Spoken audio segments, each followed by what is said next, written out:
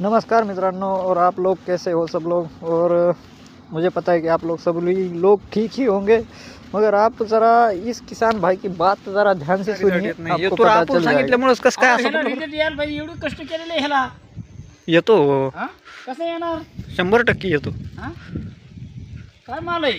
हो हे माल काय आहे? नाही फुटवा खूपच छान झालाय बरं, पण काही म्हणा मोरे. अहो एकदम सुंदर, मी ह्याला मेहनत केलेली हो.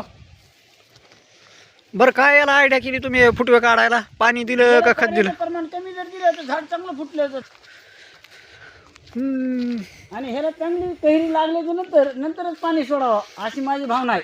नाही तोर खाली गळल्या जातो हो. हा पाणी जर सोडलं का तर तोवर 100% खाली गळतोच. गळतोय. पाणी सोडू नका सध्या आता. हा. माझं एक म्हणणं आहे की याला थोडंफार खत बी वापरायला पाहिजे.